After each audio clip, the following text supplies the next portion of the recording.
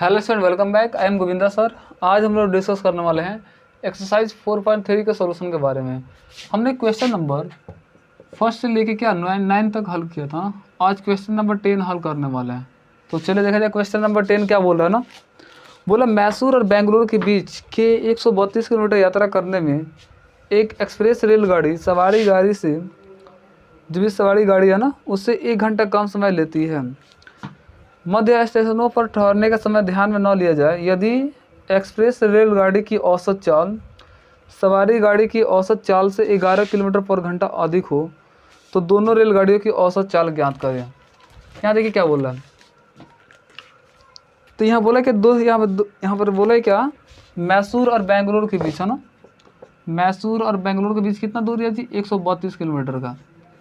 तो बोले क्या, यात्रा करने में एक एक्सप्रेस रेलगाड़ी सवारी गाड़ी से 1 घंटा कम समय लेती है ना।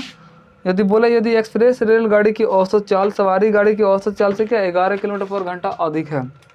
तो मानेंगे कैसे लिखेंगे,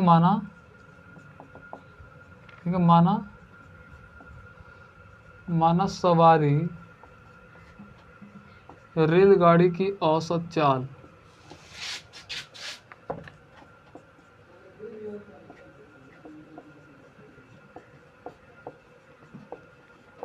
क्या मान लेंगे मैं, x किलोमीटर पर घंटा मान लिया।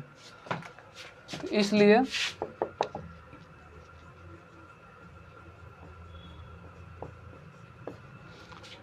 एक्सप्रेस रेलगाड़ी की औसत चाल क्या हो जाएगी। तो एक्सप्रेस रेलगाड़ी की औसत चाल क्या है, इससे 11 किलोमीटर पर घंटा अधिक है। किससे, सवारी गाड़ी से। तो सवारी गाड़ी का हमें x मान लिए, तो एक्सप्रेस रेलगाड़ी क्या हो जाएंगे, ये हो जाएंगे x प्लस 11 किलोमीटर पर घंटा। और मान लीजिए सपोज मान लीजिए कि सवारी गाड़ी अगर चल रही है कितना, फिर 50 पे चल रही है। तो एक्सप्रेस क्या, इससे चाल इससे क्या 11 किलोमीटर अधिक है ना। तो क्या हो जाएगा, 100 किलोमीटर पर घंटा हो जाएगा ना। यानी इससे क्या 11 किलोमीटर पर घंटा अधिक है। तो यहाँ पर x प्लस 11 हो गया। अब देखिए चूंकि दूरी कितना दिया है, चूंकि मैसूर और बेंगलुरु बीच कितना दूरी है, तो 132 किलोमीटर का डिस्टेंस है ना। देखिए हमको चाल मालूम है, दूरी मालूम है, तो हमको क्या समय निकालना है। और आपको बोला है दोनों में समय का डिफरेंट कितना है, 1 घंटा का है। यानी सवारी गाड़ी अधिक लेती होगी समय, क्योंकि इसकी चाल कम है तो ज़्यादा समय लेगी, और इसकी चाल ज़्यादा है तो ये कम समय लेगी। तो इन दोनों के समयों का अंतर कितना दिया आपको, 1 घंटा का दिया। तो लिखेंगे ना, सवारी गाड़ी द्वारा ना, यानी सवारी रेलगाड़ी द्वारा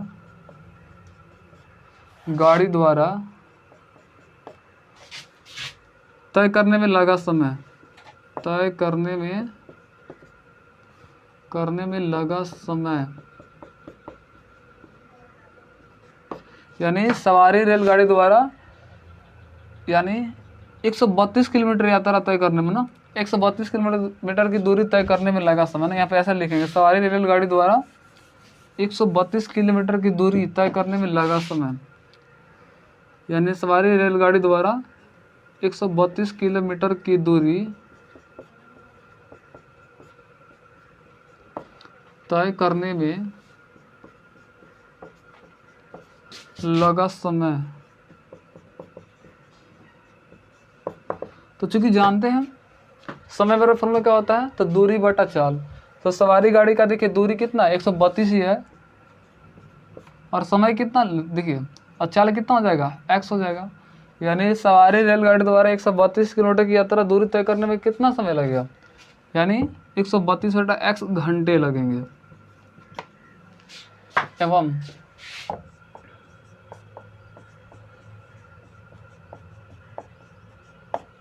एक्सप्रेस रेलगाड़ी द्वारा 132 किलोमीटर यात्रा करने में लगा समय क्या हो जाएंगे, इस थोड़ा और इधर लेना ना, कितना हो जाएंगे। तो इसका समय क्या हो जाएंगे, समय का दूरी बटा चाल, तो दूरी 132 ही है ना, और ये कितना चाल कितना हो जाएगा, समय का दूरी बटा चाल, चाल कितना है x प्लस 11, यानी इसका इतना घंटा लगेंगे ना। अब खुद सोचिए ना, सवारी रेलगाड़ी की चाल क्या है, कम है, तो इसका समय क्या होगा, ज़्यादा लगेगा। और इसका चाल क्या है, ज़्यादा है, तो समय क्या होगा, कम लगेगा।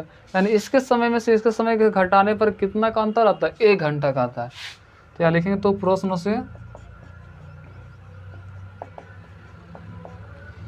यानी 132/x ये सवारी गाड़ी की समय है, और एक्सप्रेस गाड़ी के समय कितना है जी 132 बटा कितना x + 11, यानी सवारी गाड़ी के समय में से एक्सप्रेस गाड़ी के समय घटाते हैं तो कितना का डिफरेंट है 1 घंटा का। ऑलरेडी बुक में बोला है ना, यहाँ पर देखिए बुक में बोला है कि एक्सप्रेस रेलगाड़ी सवारी गाड़ी से क्या 1 घंटा कम समय लेती है, यानी सवारी गाड़ी के समय में से एक्सप्रेस गाड़ी के समय को घटाया जाता है तो अंतर कितना का आता है 1 घंटा का आता है।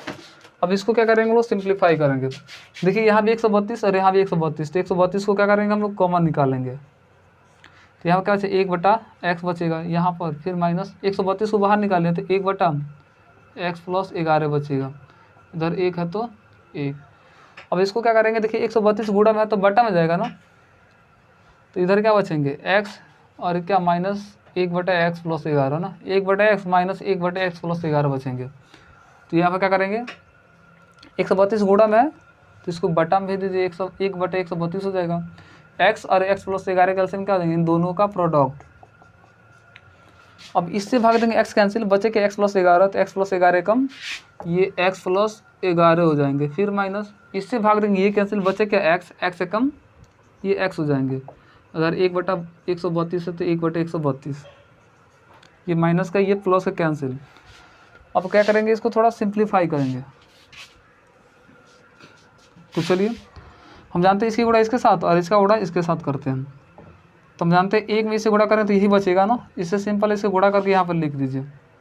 तो देखिए x में x से कितना हो जाएंगे x² और x में 11 से कितना हो जाएंगे 11x हो जाएंगे, फिर बराबर है तो बराबर 132 में 11 से गुणा करना। तो देखिए किसी भी नंबर में 11 से गुणा करने का वो ट्रिक बताते हैं, जैसे 2 है तो ये 11 गुणा 132 करेंगे ना, तो ये गुणा कैसे 2 है तो 2 लिख दीजिए, 2 3 कितना हो जाएंगे ये 5 हो जाएंगे, और 3 कितना हो जाएंगे 4 हो जाएंगे, और यहाँ पर 1 है तो 1 गुणा हो गया। यानी 11 में आपको दुनिया किसी भी नंबर से गुणा करना हो तो देखिए कैसे गुणा कर, 2 है तो 2 लिख देंगे, फिर इसको जोड़ेंगे 2 3 5 लिख देंगे, फिर 3 1 4 लिख देंगे, 1 लिख देंगे ना, गुणा हो गया। अब इसको क्या करेंगे हम इधर लाएंगे x² + 11x प्लस इधर आएगा तो माइनस का, इधर क्या बचेंगे 0 बचेंगे। अब क्या करना है, शुरू वाला लास्ट वाला गुणा करेंगे, जोड़ने घटाना हमको बीच वाला पता होना चाहिए, तो क्या करेंगे हम 1452 का क्या करेंगे फैक्टराइजेशन करेंगे, और इसका ऐसे फैक्टराइजेशन करेंगे जोड़ने घटाने में क्या आना चाहिए हमको बीच वाला ये पता आना चाहिए। तब जानता भी 11 गुणे आप 132 किया ना तो कितना 1452 आया, तब क्या कीजिए 132 का ही फैक्टराइजेशन कर लीजिए, तो इसमें क्या होगा 11 से भाग जाएगा ना, 11 तो 11 से भाग जाएगा, 11 कम 11, 11 दूना कितना हो जाएंगे 22, तो 22 गुणे कितना 11। अब इसका क्या करें 12 का फैक्टर तोड़ लीजिए, 11 गुणे 3 चौका 12, 11 है तो 11, यानी अब इसको थोड़ा क्या करें, जैसे 12 का तोड़े ना, जैसे हम क्या 11 और 132 का तोड़ेंगे तो क्या होगा 12 गुणे 11, तो 11, 12 का 3 चौका 12, फिर 11।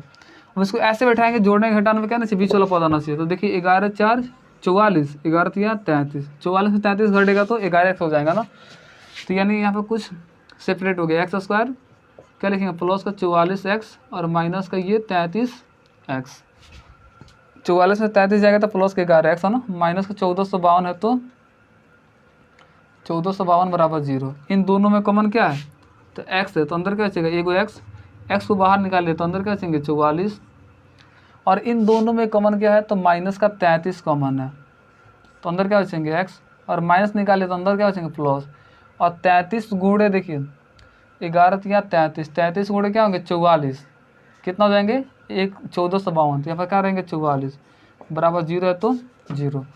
देख रहे हैं क्या दोनों की यहाँ पर शक्ल सेम है ना, जिसको बाहर निकालेंगे कॉमन, तो x + 44 बाहर निकालिए, इसको यहाँ से बाहर निकालेंगे तो यहाँ पे क्या बचेंगे x बचेंगे, और इसको यहाँ से बाहर निकालेंगे तो माइनस का ये क्या बचेंगे 33 बचेंगे, बराबर 0 है तो 0।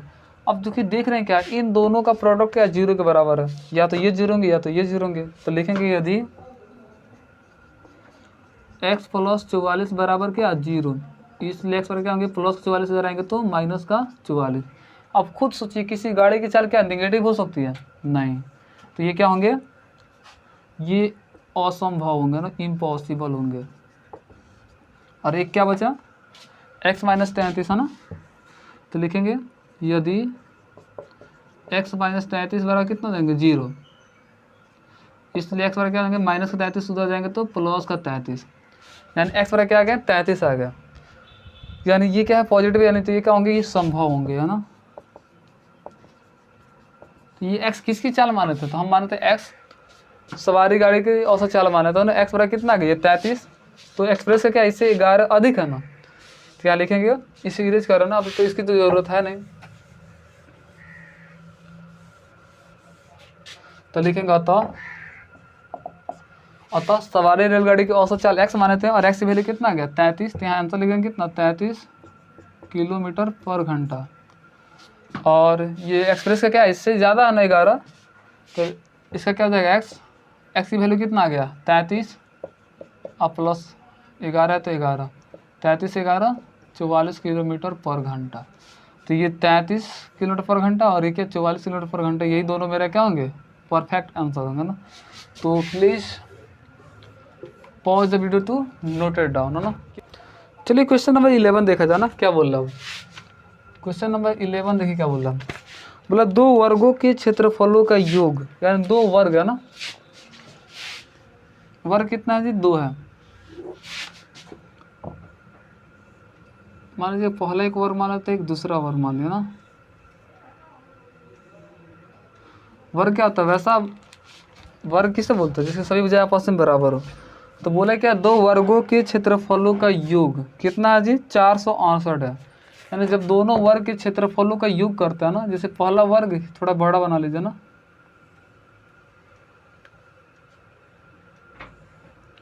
दो वर्गों के क्षेत्रफलों को अगर जोड़ते हैं ना तो कितना आता है 468 मीटर स्क्वायर होता है। और बोले यदि उनके परिमापों का अंतर, यानी इसका परिमाप में से इसके परिमाप को घटाते हैं तो कितना था 24 मीटर आता है। तो दोनों वर्ग की भुजाएं ज्ञात करना है, तो दोनों वर्ग की क्या करना हमको भुजाएं ज्ञात करना। तो मान लेते पहला वर्ग की भुजा x मान लेंगे और दूसरा का कितना मान लेंगे y मान लेंगे। तो यहाँ लिखेंगे माना पहला वर्ग है ना की भुजा क्या मान लिए x मान लिए, कितना मान लिए पहला वर्ग की भुजा में x मान लिए और ये मीटर में दिया तो x मीटर, एवं दूसरा वर्ग की भुजा क्या मान लिया हम ये y मीटर मान लिया ना, दूसरा वर्ग की भुजा। तो प्रश्न से ना देखिए प्रश्न क्या बोल रहा है, बोले दो वर्ग के क्षेत्रफलों का योग, यानी वर्ग का क्षेत्र क्या होता है भुजा स्क्वायर, यानी यहाँ पे x माने तो क्या हो जाएगा x स्क्वायर और इसका क्षेत्र क्या y स्क्वायर, दोनों का अगर जोड़ते हैं तो कितना आता है 468 आता है ना। यानी दो वर्गों के क्षेत्रफलों का योग, यानी पहला वर्ग का क्षेत्र क्या होगा x स्क्वायर, दूसरा क्या होगा y स्क्वायर, दोनों को जोड़ते हैं हम तो कितना मिलता है 468 मिलता है। तो समीकरण ये फर्स्ट हो गया।